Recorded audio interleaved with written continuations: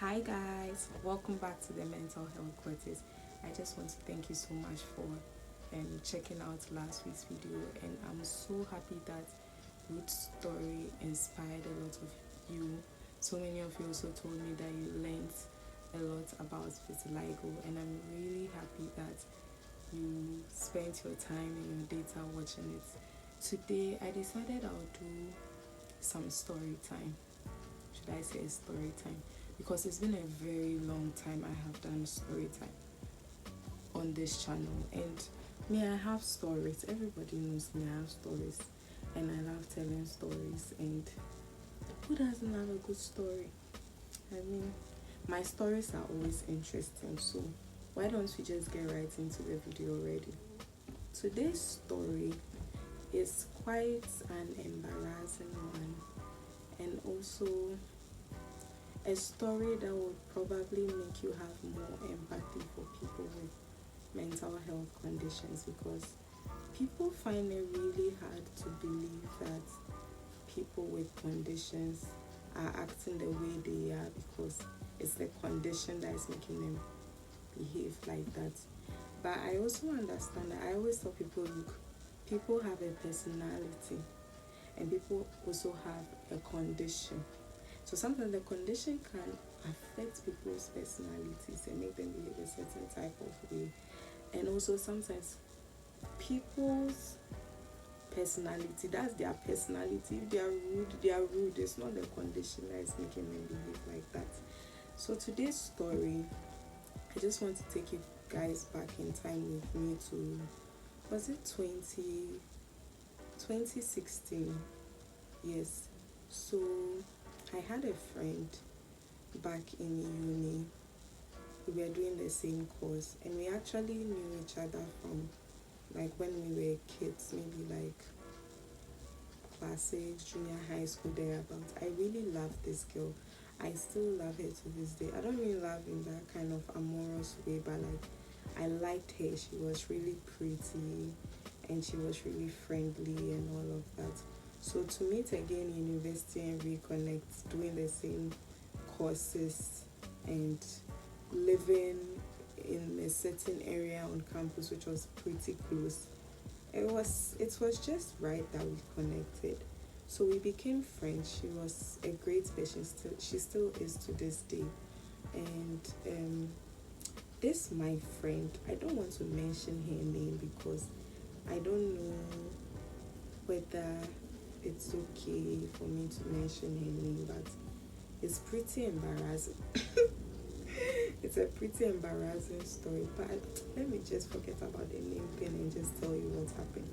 So this my friend, let me just give her a name. Let's give her the name of, let's see, which name should I pick so that it doesn't look like somebody I know. Okay, let's just say Erica. Yes. So this my friend Erica in quotes. So Erica and I've already given a backstory. We were not like really close friends or anything. We just became friends because of our circumstances back in uni. Like we were doing the same courses, and like I said, we were in the same area on campus.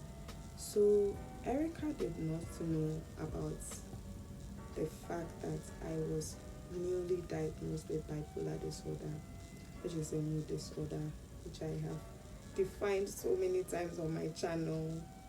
Yes. So around the time Erica and I, like, so we were friends from first year, second year, third year. So the time period I'm going to talk about this was in our third year. So she did not know I was newly diagnosed with bipolar disorder, and nobody knew because I never told anybody. And besides, my diagnosis is not written on my head for me to just let everybody know. So Erica did not know about this. She did it. I didn't tell her, nobody told her. And so Erica told me her birthday was coming up and she was going to have a party.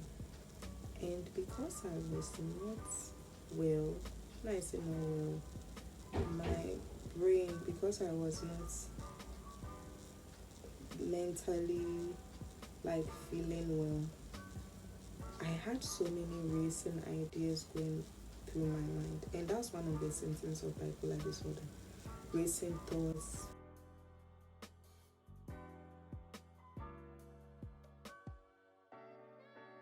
ideas.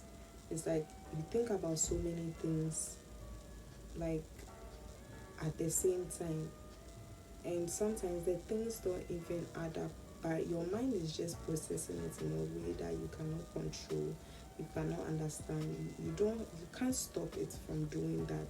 It's just part of the symptoms of bipolar disorder. So she told me she was going to have a party that evening, and one of the racing thoughts I had was, okay, why don't you go to Erica's room and spend the day with her? So when I got there that day, she told me she had somewhere to go, but the party was going to be in the evening, so I can stay in her room if I wanted to. And I said, great. So while I was in her room, she had a cleaner come over to clean the place. So he was cleaning, he was minding his business, I was minding my business. Then when he was done, he left. And one of the racing thoughts I had next was, why don't you check out the cake that Priscilla was going to unveil at the big birthday party? And I was like, yeah, maybe I should look at it. So I opened the fridge, I looked at it, it was pretty and all of that. Then another racing thought that came in my head was, why don't you taste the cake? Somebody's cake. It's not my cake, somebody's cake. I said, okay, let me taste the cake. The reason why I know it's a racing thought is usually when you have bipolar disorder, your inhibitions are low. It's sort of as if you do not have control over certain things you say or do. You become really reckless because as I'm sitting here, the well me, the healthy me, someone who has good mental health, would have realized that opening that fridge, touching that cake, I was like, you are looking for trouble, Ese. But in that state where I was manic, my energy was high, my thoughts were racing, and I was just reckless. Something just said, oh, just, take a cherry, she wouldn't notice. Take something off the cake, something very little, she wouldn't notice. And by doing those things to the cake, I did not realize what I was doing.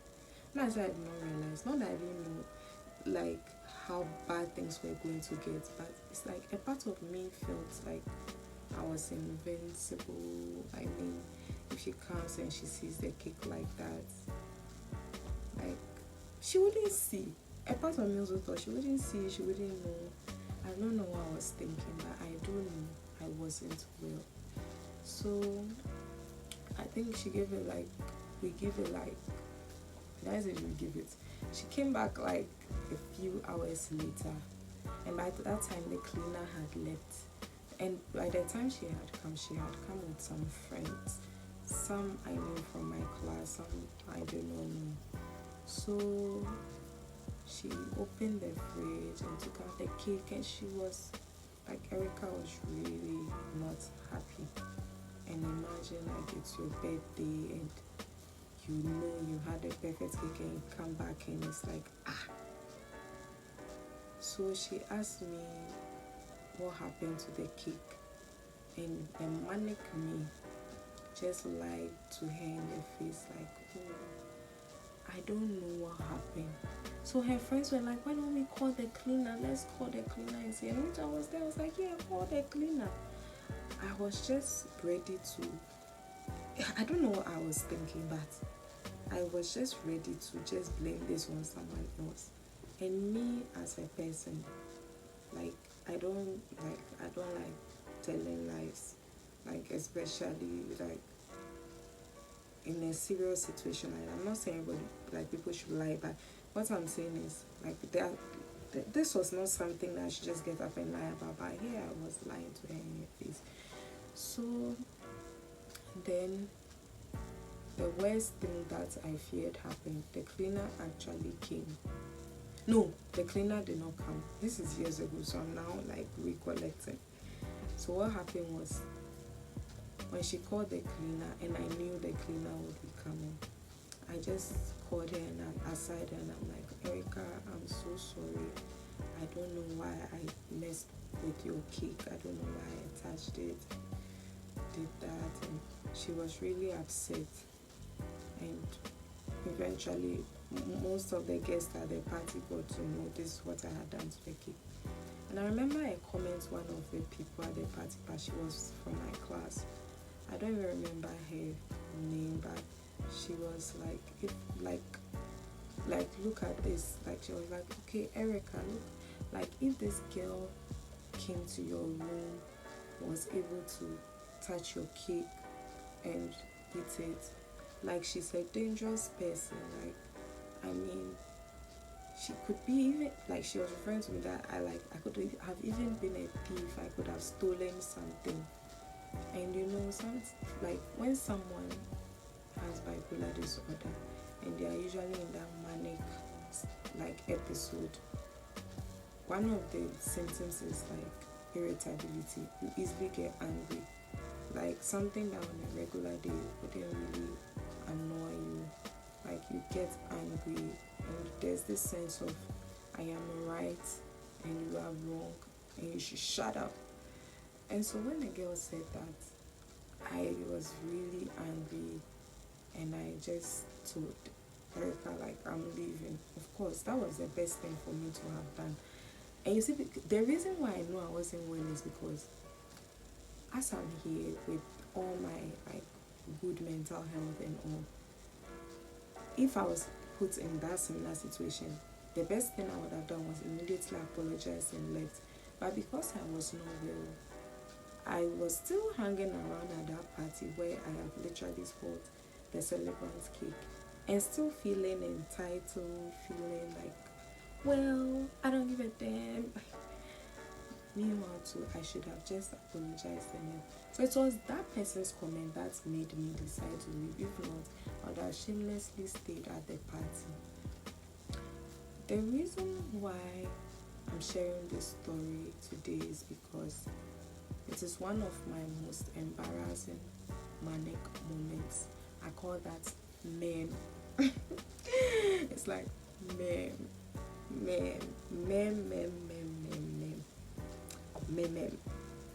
Most embarrassing manic moments. Man, it was a huge man. I mean, it took a while. I don't know if it's like probably a few days, a few weeks. And I kept on, like now, I think when I got a little bit sober, I realized, nah, Ese, you didn't force. You need to apologize to this girl and let her know that you were not real. And that's why you did the most creepy and craziest thing you did. So one time, I think I texted her and I told her I wanted to talk to her. So I think we met after class or something. I told her, look, I have this condition called bipolar disorder. And I don't know whether I told her that I wasn't, like, she didn't know I was in a period of denial. And that was the reason why I wasn't taking my medication. And that's taking my medication would have prevented me from doing something embarrassing like that. So I explained to her and I apologized. And she forgave me. And I think she forgot about it. But it's something that lives with me for, like, it has lived with me all these years. Sometimes people think when somebody has bipolar disorder, they are faking their symptoms or they know exactly what they are doing. Hi everyone, so this is Future Essay speaking as I'm editing. Yes, so I had to continue this video at a later time because my phone was heating up and I was not able to conclude, and it was getting pretty late. and so I decided to continue today as future essay.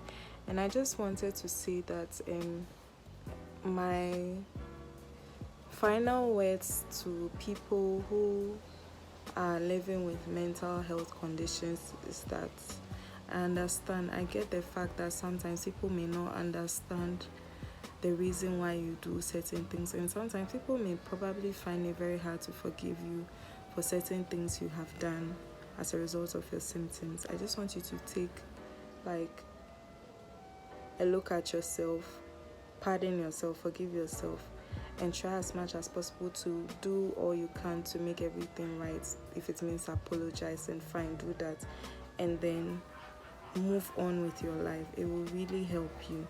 It will help you in so many ways. It will help your mental health. It will help you as a person to move on. Because if I say I want to start talking about all the things that I have done in my past, which I'm not very proud of, you'll be surprised that I've been able to get past all that and actually move on.